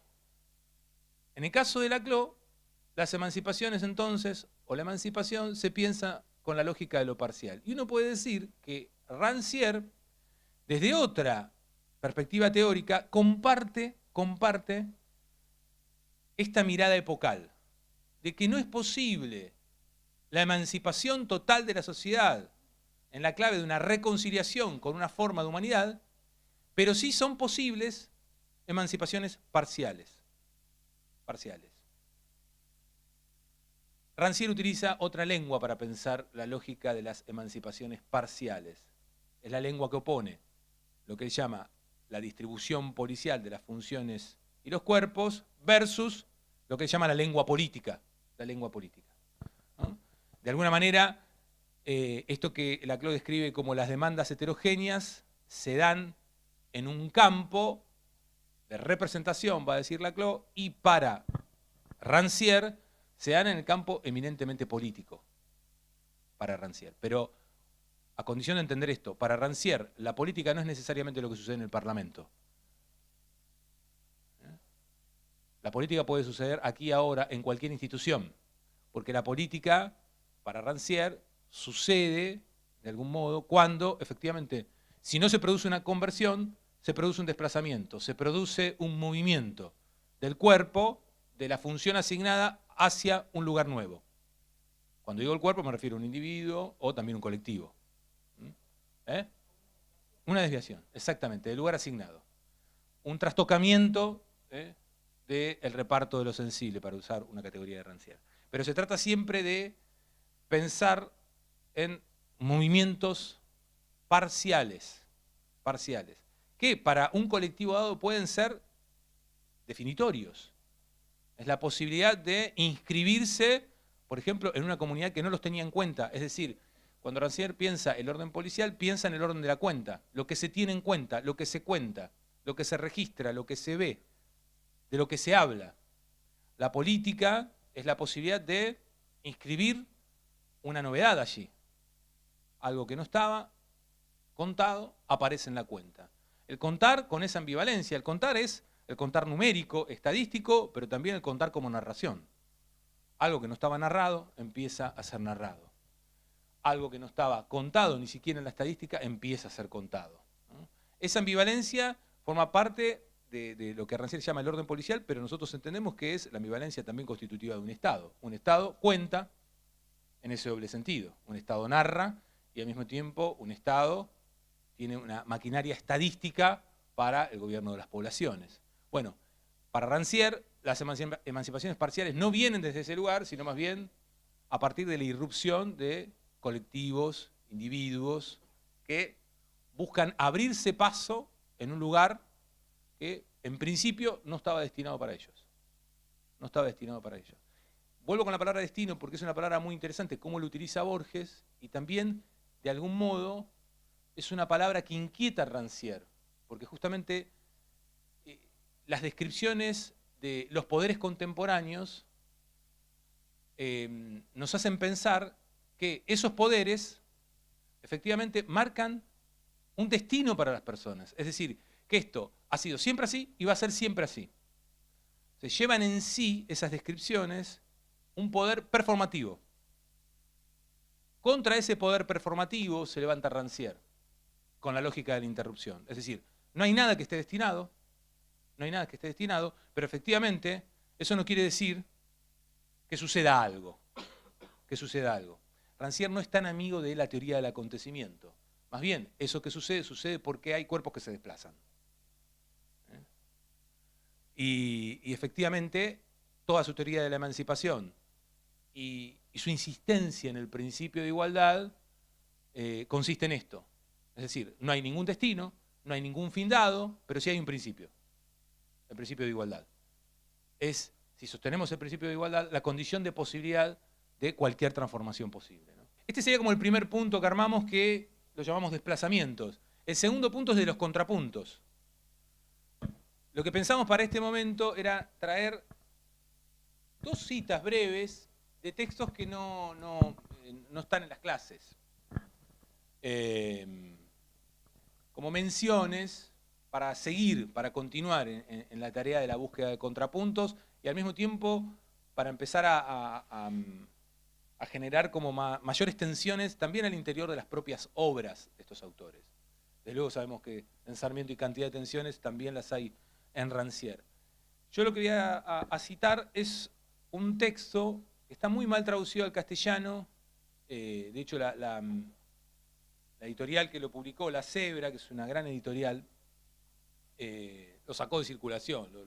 Así que, y me parecieron exageradas las críticas, ¿no? Las críticas que hacen en general los traductores, que son muy puntillosos. Hay algunas que son realmente ciertas. Por ejemplo, en el caso de la traducción de Prometeo, del reparto de lo sensible, es realmente mala y tiene problemas de errores conceptuales. En este caso también, pero lo que voy a citar no. En los bordes de lo político es una obra de comienzos de los 90 de Rancière, y es una obra que hay que colocarla como una especie de puente entre El maestro ignorante, que es del 87, y El desacuerdo, política y filosofía, que es del 95. Es decir, es una obra que está ahí en el medio, y Rancière está pensando un problema que a comienzos de los 90, hoy ya casi está olvidado, pero a comienzos de los 90 fue un problema que tomó en buena medida la discusión de la filosofía política, que era el problema de la comunidad. Conforme entra en crisis, digamos, esto que estábamos conversando respecto del derrumbe del socialismo, pero también el marxismo en su narración plena, aparece la necesidad de pensar lo común, de algún modo. Y empiezan a imponerse discusiones respecto de, bueno, cómo pensar esta tensión entre lo universal y lo comunitario. Entonces este texto está ganado por, de alguna manera, el deseo de intervenir en esa discusión. Cómo pensar una comunidad, cómo pensar lo común. Cómo pensar lo común toda vez que admitimos que ya no se puede planificar el universal. Entonces ya no podemos planificar el universal, ¿cómo pensamos lo común? ¿Cómo pensamos qué tenemos en común? Bueno, pero acá aparece algo muy interesante que le sirve a estos investigadores belgas, Simons y Machelain, para sostener la idea de escuela como lugar en el que se puede separar la producción del ocio, ¿no? ¿Qué hacemos en la escuela? Construimos un tiempo diferente al tiempo de la producción. Esa idea de estos investigadores belgas la toman de este texto de Rancière. Porque lo que hace Rancière acá es justamente tratar de pensar la genealogía de la Escolé o la Yolé, como ayer estábamos conversando, cómo se puede mencionar este término, que es un término griego que alude a escuela, pero claro, en el contexto griego, ¿quiénes podían participar de lo que llamamos escuela? La aristocracia, muy pocos. Pero efectivamente, los aristócratas, los mejores, se consideran a sí mismos también iguales. En ese sentido, la escuela, ya en el sentido griego, era el espacio de la igualdad. Lo que dice Rancière es, tenemos un problema cuando esta idea de escuela como espacio en el que se puede separar el tiempo de la producción y se puede inaugurar un nuevo tiempo, el tiempo del aprendizaje, el tiempo del ocio, el tiempo del juego, esa idea de escuela, que los griegos obviamente tenían muy claro y abonaban y trabajaban sobre ella, esa idea genera muchos problemas cuando efectivamente aparece en el contexto democrático. Es decir, cuando pensamos la igualdad como una igualdad de todos, ya no de algunos. Ya no de algunos. Entonces les leo el pasaje, ¿no? Dice, es muy cierto en determinado sentido que la escuela es la heredera paradójica de la Se puede decir, decía ayer Adriana con la J, es jolé aristocrática. Como se dice tejné, es jolé aristocrática. Pero se escribe, es chole, ¿no? Pero esa CH se puede mencionar como si fuese una J. Esto significa que aquella iguala a aquellos que acoge, menos por la universalidad de su saber o sus efectos de redistribución social, que por su forma misma, que consiste en la separación respecto de la vida productiva. Entonces, hay una forma escuela, que lo que implica es la separación de la vida productiva. Gran tema, ¿no? Porque muchas veces se le reclama a la escuela que se ponga en línea con la producción, que se ponga en línea con el mercado, que se ponga en línea con el afuera, que se abra a ese afuera. Y acá, ¿qué reivindica Rancière? Justamente la separación del tiempo productivo. Es otro tiempo. Dice, pero de esta separación, otrora natural, hace una contradicción en acto en el cual diversas políticas de desigualdad vienen a superponerse y a reencontrarse bajo formas con frecuencia imprevisibles de investiduras ideológicas y sociales diversificadas de los usuarios, esto es, de las familias. Ustedes fíjense la traducción, es tremenda. O sea, no es que yo estoy leyendo mal, es así. Pero quiero que mínimamente la idea esté presente. Dice Rancière, la ambigüedad de la forma escolar la deja abierta a una multiplicidad de opciones y sentidos. Para algunos, ella realiza la igualdad ciudadana. Entonces, hay una ambigüedad de la forma, y acá el problema, ¿no? Hay una ambigüedad de la forma, como diríamos, hay un universal que no se puede planificar del todo, y aquí aparece la disputa. Dice, para algunos, ella realiza la igualdad ciudadana. Para otros, es un medio de promoción social. Hay quienes la creen un derecho independiente, incluso de su utilización más o menos lograda, algo que la democracia se debe a sí misma y debe a los deseos de sus miembros, incluso en sus deseos más indeterminados. La mayoría de las veces, todos esos sentidos se mezclan y hacen de la escuela no la máscara de la desigualdad o el instrumento de su reducción, sino, dice Rancière, el lugar de visibilidad simbólica de la igualdad, al mismo tiempo que su negación empírica. El lugar de su visibilidad simbólica al mismo tiempo que su negación empírica. Es decir, para Rancière, y sobre todo para este Rancière, que, repito, está escribiendo después del maestro ignorante y las críticas que recibió por el maestro ignorante, claro, ¿qué le decían luego de escribir el maestro ignorante? Sí, está todo bien con tu maestro, pero tu maestro no tiene ningún vínculo con las escuelas. Es decir, en las escuelas explicamos, en las escuelas efectivamente lo que se hace es reproducir la desigualdad, pero no es a partir del principio de igualdad que se va a solucionar el problema de la reproducción de la desigualdad. Contra aquellos que lo critican por sus tesis de maestro ignorante, ¿qué dice Rancière? ¿Qué reconoce? Que la escuela no es simplemente el lugar de reproducción de las desigualdades. Exactamente. O el lugar que hace posible su reducción, como creen, para decirlo así, las pedagogías progresistas. Más bien es el lugar de una tensión. El lugar de la tensión entre la visibilización de la igualdad, y ahí aparece la posibilidad de la verificación de la igualdad de las inteligencias, y al mismo tiempo su negación empírica, porque la estructura de la escuela, de alguna manera, es una estructura funcional de reparto, es una estructura jerárquica, es una estructura que, digamos, da contenidos, los evalúa y demás. Entonces hay un reconocimiento de eso, pero al mismo tiempo, dice Rancière, es el lugar de visibilización simbólica de la igualdad. Por lo tanto, en este texto, en los bordes de lo político, es mucho más claro respecto de lo que él llamaría la forma escuela. La forma escuela es una forma ambigua, por lo tanto es una forma en disputa. No es una forma definida, que ya está destinada a ser algo. Más bien, esa ambigüedad que sostiene es la ambigüedad que debemos reivindicar, sobre todo a la hora de pensar esta separación entre el tiempo productivo y el tiempo de ocio, el tiempo de juego. Sostener a la escuela en esta otra temporalidad y en esta ambigüedad es lo que puede hacer posible para Rancière por lo menos para este Rancière, que la escuela se transforme en un lugar donde el litigio por la igualdad se juegue. Se juegue, ¿no? Que aparezca una y otra vez el desacuerdo vinculado a la cuestión de la igualdad. La consigna es la misma que nos propusimos con Gabriel, tanto para Sarmiento como para Rancière, pero hice algo un tantito distinto. Tomé un libro último que ha salido del año 2015 sobre Sarmiento, que lo que hace es recoger una serie de fragmentos de su obra, y me interesó.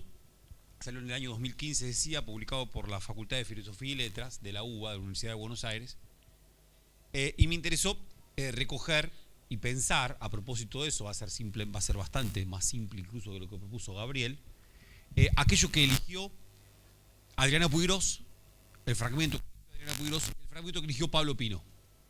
Bien, y el fragmento que eligió Pablo Pino. Lo que eligió Adriana Puiggrós, que además ha sacado un libro último que todavía no tuve la oportunidad de leer, pero que se llama Adiós Sarmiento, pero que me imagino que es bien interesante, que tiene que ver con las posiciones de Sarmiento actuales, no, Sarmiento en el neoliberalismo, y es casi una reivindicación de la figura de Sarmiento en el neoliberalismo. Decía, lo que escribe Adriana Puiggrós, simplemente citar algo muy sencillo. En verdad se trata de un texto de Sarmiento que es un comentario a la Constitución de 1853. ¿Sí? Comentario de la Constitución de 1853. En donde Sarmiento hace un encendido elogio, dice que contiene, en particular, a propósito de la idea de educación, una de las páginas más bellas, bien, de la escritura argentina. Y esa página es cuando la Constitución Argentina de 1853, colocándose, así dice Sarmiento, a la altura de su época, coloca a la educación gratuita, bien, coloca a la educación gratuita como un derecho. Me llamó mucho la atención porque el texto es de una enorme sencillez, y a Adriana Puiggrós, que es una conocedora importantísima, le interesa resaltar esto, que es de una mayúscula sencillez. Educación gratuita. Hace un comentario más largo Sarmiento, ¿no? Porque en la Constitución de Estados Unidos, finales del siglo XVIII, la educación gratuita no estaba incluida como parte de uno de los derechos fundamentales de sus ciudadanos. Eso había llevado a la crítica de Horace Mann, que a Sarmiento tantísimo le interesa y con quien se conoce y mantiene un vínculo importante, también luego con su mujer. Bien, Horace Mann va a hacer una discusión, una crítica, un cuestionamiento a cómo la Constitución norteamericana no había incluido la educación gratuita. Después las constituciones provinciales, poco a poco en Estados Unidos, de los distintos estados, mejor dicho, empiezan a incorporar este tema. Entonces escribe Sarmiento, cuando la Constitución dice que la educación será gratuita, se entiende que en las escuelas no se cobrará a los niños estipendio alguno por la enseñanza. La educación debe ser costeada por la provincia, pero como la provincia no tiene otros fondos que los que resulten de las contribuciones cobradas al vecindario, y estas son de ordinario apenas suficientes para costear la administración, resulta en definitiva que los vecinos deben proveer a esa educación gratuita. Mas como todos los padres de familia que tienen posibles han de gastar dinero en educar a sus hijos, en lugar de darlo a los maestros de escuela directamente, lo ponen en común para que las escuelas puedan no solo educar a sus hijos, sino también a los de los vecinos, que por sus cortas facultades no podrían hacer este gasto. No hay pues verdadera contribución, sino simple administración colectiva de los gastos que cada uno había de hacer individualmente. Bien. Claro, acá hay una idea de... ¿Por qué dice provincia y no nación? Porque estamos viviendo un momento en que Buenos Aires está partido del resto de las provincias. Entonces piensa en provincias, no en nación, pero está planteando el mismo problema, ¿no? Y la resolución, ¿no? Si hubiera podido tan solo hacer que los padres pagaran a los maestros directamente. Ahora, un problema, hay una parte de la población que no hubiera podido hacerlo. Como esa parte de la población no hubiera podido hacerlo, esos vecinos que no hubieran podido hacer tal cosa, bien, ven solucionada su no inclusión, bien, en una estructura educativa, ¿a partir de qué cosa? A partir de un pago que ya no es directamente al maestro, sino que es una colaboración, sino que es un pago, impuestos, que se hace un Estado, que ese Estado luego va a ser el que va a sostener esas escuelas y esos maestros. Quiero decir, al leer, y voy a ser muy franco, leo esto de Adriana Puiggrós y casi digo, claro, sin duda Adriana Puiggrós fue la discusión actual, los problemas actuales que la llevaron a resaltar un texto que es de una casi de sentido común lo que está diciendo, no tiene ningún grado de complejidad. No, leemos Rancière, la altísima complejidad de los problemas que Rancière está proponiendo, volvemos a esto, Sarmiento escribe en 1853, 54, es de una sencillez increíble. Sin embargo, Adriana Puigros, que sin duda tiene cantidad de títulos y currículums que habilitan a pensar en lo tantísimo bien que puede aportar, sin embargo dice, esto así de simple, hoy en la Argentina es fundamental, que la educación sea gratuita. Bien. En segundo lugar, algo que elige Pablo Pinot. Bien, que elige Pablo Pinot. Y de vuelta, discúlpenme una cosita más respecto a Adriana Puigros. Sarmiento, como decíamos en la clase que compartimos, fundamentalmente aquí en Córdoba, es un hombre de Estado. Sus reflexiones tienen la sencillez por momentos de un hombre de Estado, que está disponiendo las cosas para que ocurran como deben ocurrir en un Estado. Sarmiento, ¿no? En esta tensión que permanentemente produce entre su literatura, su ensayismo, su imaginación desbocada, pero a la vez hombre de Estado. Este párrafo, sin duda, es un párrafo de hombre de Estado. Después, en educación popular, Pablo Pinot elige un fragmento de educación popular. Algo citamos en una clase, pero no importa, lo quería volver a traer. Bien. Fragmento de educación popular, 1849. 1849. Está en Chile. Es un informe que él le eleva al ministro de Instrucción Pública de Chile. Dice así Sarmiento. Voy a leer un par de oraciones. Hasta hace 2 siglos había educación para las clases gobernantes, para el sacerdocio, para la aristocracia, pero el pueblo, la plebe, dice Sarmiento, no formaba propiamente hablando parte activa de las naciones. De vuelta, también, acá hay un hombre de Estado, es un informe que eleva a un ministro, pero lo que está diciendo es así de sencillo y genial, ¿no? Digo, nos recuerda algo que es lo que nos está recordando Rancière, que es algo que, sin duda, Simons y Machelain, en su libro Defensa de la Escuela, ¿no? Una cuestión pública, saben, pero de tanto que lo saben, parece que no hace falta decirlo. Y Sarmiento parece decir, hace falta decirlo. Hasta hace 2 siglos la educación era un problema de minorías. ¿No? Era un problema de minorías. Pero el pueblo, la plebe, no formaba propiamente hablando parte activa de las naciones. No formar parte activa de las naciones implica no formar parte de la educación. Educación y nación en un pensamiento de hombre de Estado van de la mano. Van de la mano. Bien, van de la mano. En el contrapunto que construíamos con Gabriel en los otros presenciales, esta cuestión, ¿no? Claro, Rancière presupone el Estado. Los franceses dan por hecho, probablemente eso mismo ocurra con Jean Machelain y Martin Simons, ¿no? Suponen, ya dan por segura la existencia del Estado. En nuestra tierra, esto que dice Sarmiento, no. Es más, yo creo que esto que acabo de hablar de Sarmiento tendríamos que volver a pensarlo hoy y también conjugarlo con los problemas que hacen a la educación pública y la educación privada. Y a las distintas educaciones privadas y a las distintas educaciones públicas según su inscripción en qué ciudad o en qué barrio. ¿No? Para encontrar el mosaico, la fragmentación de esto que Sarmiento proponía como un hombre de Estado y que suponía homogéneo, único, idéntico a sí mismo. Bien. Antes de darles la palabra, voy a esto otro que me parece son 2 momentos más. Cuando digo, sigue siendo, ¿no? el prólogo, el comienzo de Educación Popular, 1849. Esto es lo que citábamos, pero quería citarlo de vuelta. Empieza a argumentar el porqué de la necesidad de que esa plebe acceda a la escuela.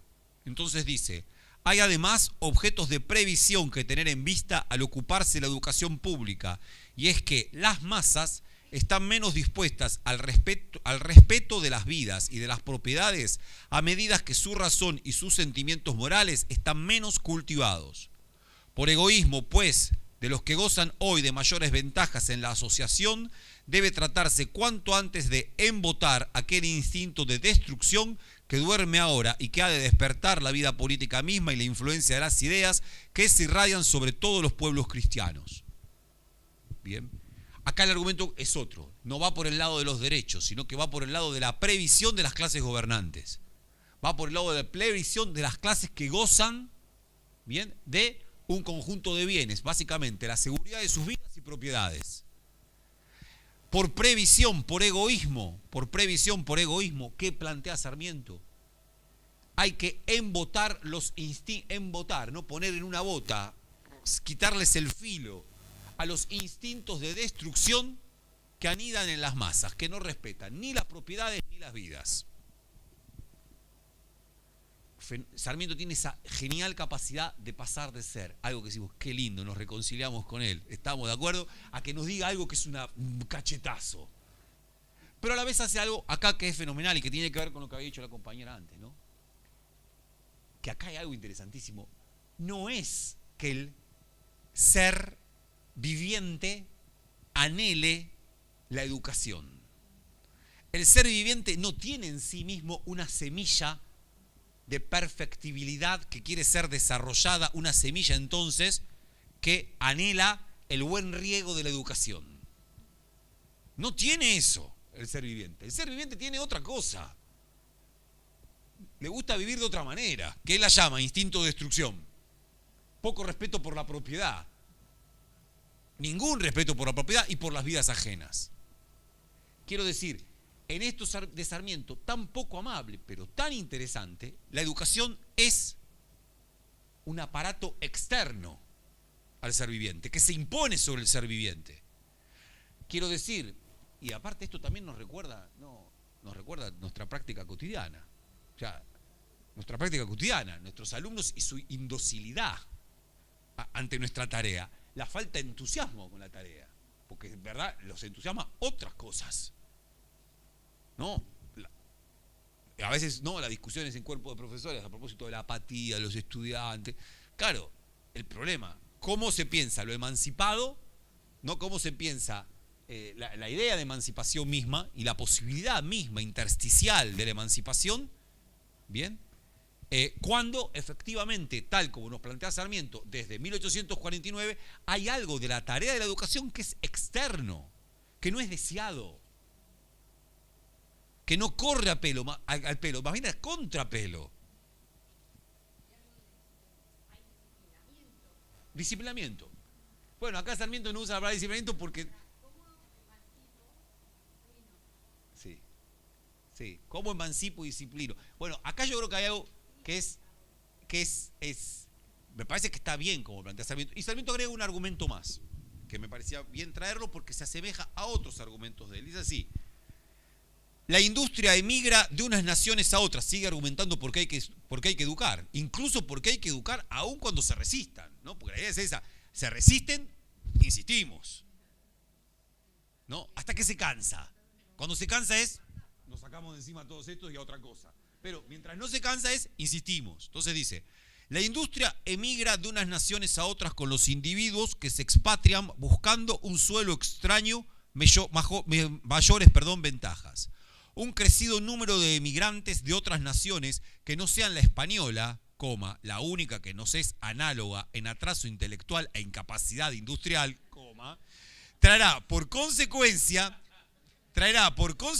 forzosa la sustitución de una sociedad por otra, haciendo lentamente descender a las últimas condiciones de la sociedad a los que no se hayan preparados por la educación de sus capacidades intelectuales e industrial, la impulsión del progreso y las transformaciones que experimentará la sociedad.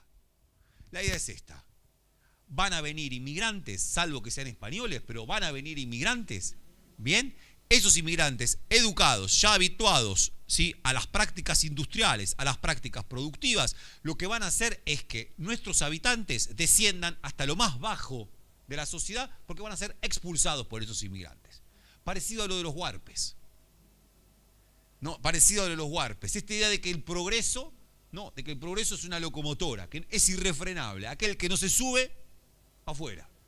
Hay una visión fuertemente dramática en Sarmiento, que es lo que nos gusta tanto, contrastante, dramática. Dramática entre aquellos que se resisten a la tarea, que son indóciles, que ante todo tienen instintos de destrucción y que por tanto ante ellos el aparato educativo tiene que montarse sobre ellos. Y por otro lado, dramática en este sentido. Si no nos ponemos las pilas, ¿no? Si no nos ponemos a tono con la época, lo que va a pasar es que esta población va a desaparecer, como los huarpes. Bien, esa visión dramática, contrastante de Sarmiento, hombre de Estado y a la vez esta percepción. Estoy en una sospecha, porque es una página que siempre cito, que recopila su nieto, Belín Sarmiento, y que, como no traje el libro, me lo olvidé, ayer lo busqué en la web y solamente encontré un escrito donde yo la citaba. Entonces empiezo a pensar que quizás no lo escribió nunca Sarmiento, pero esto sería una cosa borgiana, pero no es así. Lo escribe Belín Sarmiento, es una página que recoge Belín Sarmiento, bien, y que está en un pequeño libro que tiene cantidad de textos perdidos de Sarmiento. Pero a esto quería ir. Es una página del año 1874, donde Sarmiento, como siempre, tan egocéntrico, ¿no? con una idea de sí mismo altísima, se cree un Sansón, empieza a contar una suerte de memoria y carta de despedida. Va a morir 14 años después, sin embargo se está despidiendo, bien, se está despidiendo, y en esa carta de despedida empieza a contar todo lo que hizo, y enuncia todas las cosas que hizo, y enuncia, no, básicamente la obra de la civilización: telégrafos, trenes, escuelas, bien, navegación de los ríos, ¿no? De esa forma. Y termina de esta manera, diciendo así: todo esto que yo hice, lo hice para que todos participen del festín de la vida que yo gocé solo a hurtadillas.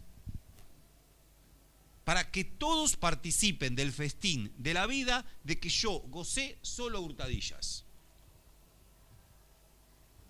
Y es una definición, primero, lo que es interesante es que aparezca la idea de festín de la vida. Me pregunto por eso, me pregunto por esa subjetividad, esa cultura que permite que en la voz de uno se enuncie que la vida puede ser un festín. ¿No? Que la vida puede, o sea, tamaño entusiasmo, tamaña convicción de creer que la vida puede ser un festín. Hay que atreverse a decir eso. ¿Cómo? Sí, sí, correcto. Y que hay algo buenísimo, ¿no? Hay algo, el festín de la vida, de que yo gocé solo hurtadillas, bellísima la palabra hurtadillas, ¿no? Y engañosa también, ¿no? Engañosa también, porque en verdad el engaño mayor es suponer que Sarmiento no disfrutó del festín de la vida. O sea, en verdad uno tiene un montón de dudas. Una es si la vida es un festín. Yo tiendo a pensar que no. La otra es si Sarmiento, San Martín, mira, me lo metí en el medio, pobre. Claro que nada que ver con Sarmiento, que no era un hedonista. Sarmiento tenía mucho de hedonista. No, en Sarmiento la idea, si Sarmiento es cierto o no, a la vez, todos, cada vez que vuelvo por la cita, lo que me confunde es, pero dice todos. Faltaría que dijera todos y todas. Quiero decir, dice todos. Con él quiero decir, está pensando en un festín de la vida en el que hay lugar para todos a través de políticas de Estado. Quizá el festín, para no ponerse tan negro y decir que no hay festín de la vida, pero lo imagina de otra manera. Pone otros platos, otra música, ¿no? Otra música, otros platos, otro decorado, ocurre en otro lugar. Así todo, decir que la vida puede ser un festín es altísimo. Y es una promesa enorme. O sea, la promesa sarmientina es una promesa mayor. La idea del festín de la vida habla de eso. Quiero decir, probablemente tantísimas de las otras cosas del revés de la moneda, de lo que Sarmiento no dice en esa página, porque las cosas que dice son medidas de gobierno difíciles de cuestionar, las otras cosas que hizo Sarmiento, ese revés de la moneda, lo hizo entre otras cosas también porque suponía que la vida, si se eliminaban y se sorteaban determinados obstáculos, podía ser un festín de la vida. Bien.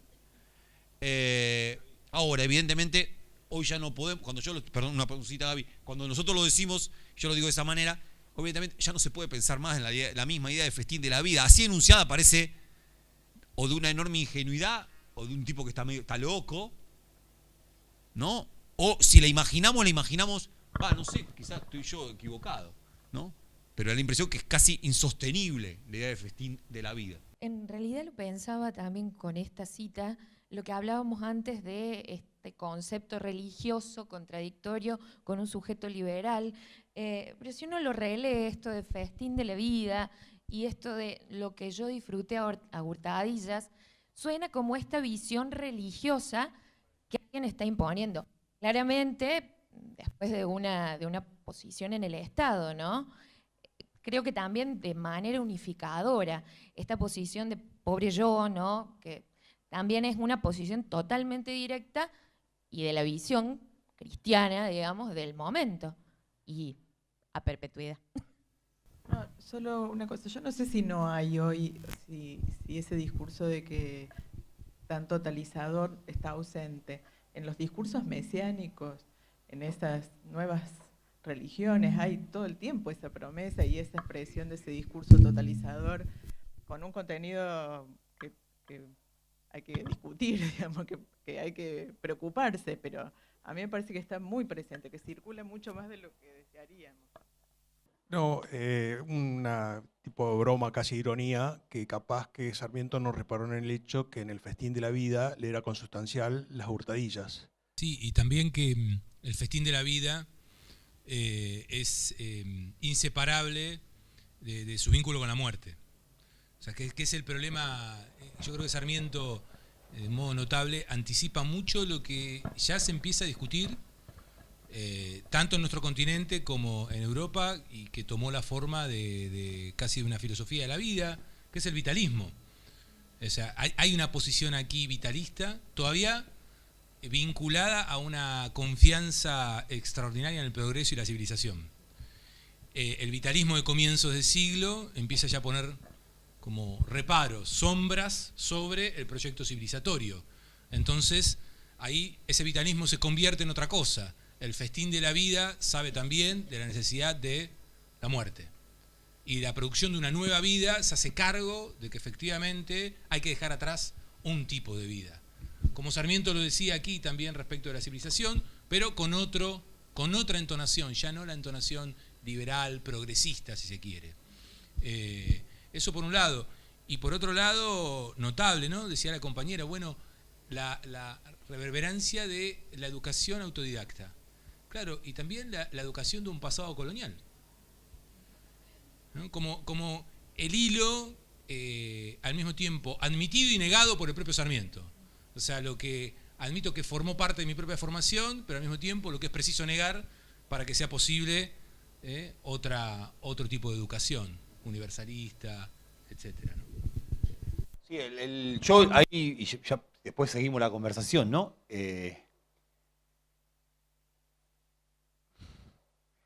Los compañeros nos propusieron un problema tremendo, que es este tema de pensar, el tema de lo religioso en todo lo que estamos hablando, ¿no?